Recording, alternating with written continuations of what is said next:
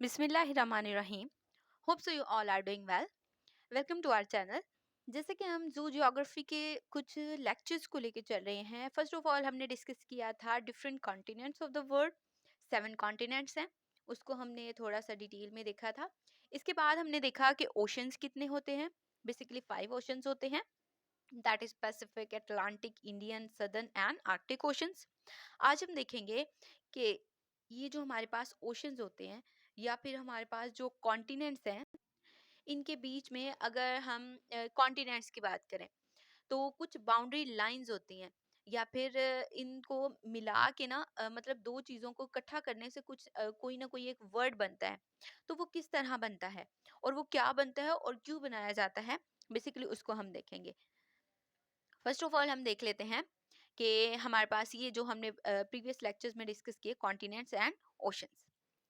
Next है हमारे पास कि फर्स्ट ऑफ ऑल एक टर्म देखते हैं।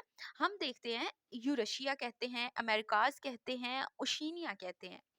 तो कुछ लोग इनको ना कॉन्टिनेंट्स का नेम्स दे देते हैं। तो बेसिकली ये कॉन्टिनेंट्स नहीं है, ये दो दो कॉन्टिनेंट्स को मिला के एक वर्ड बनता है। ये बेसिकली एक टर्म है, ये कोई कॉन्टिनेंट नहीं है, कोई इस तरह से एक स्टेट नहीं है।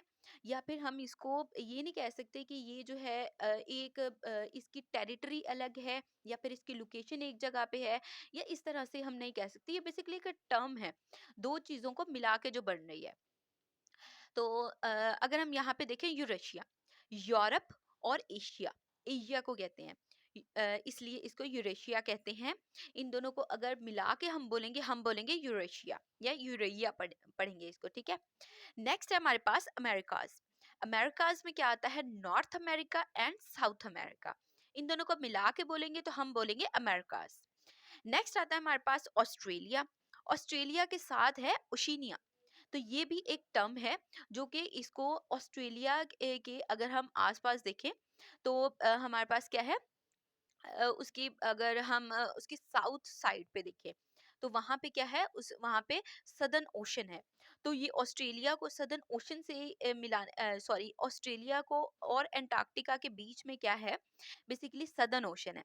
इसलिए यहाँ पे एक वर्ड यूज किया गया है, ओशिनिया। तो ये बेसिकली कोई कॉन्टिनेंट्स नहीं है, कोई स्टेट्स नहीं, ये बेसिकली टर्म्स हैं जो बेसिकली इनको दो दो चीजों को एक साथ मिला के बोली जाती है। होप सो आपको कॉन्सेप्ट क्लियर हुए होंगे और नेक्स्ट वीडियो में हम डिस्कस करेंगे बेसिकली इनकी डिफरेंट टर्म्स को, लॉन्गिट्यूड, लैटिट्यूड और इक्वेटर्स वगैरह।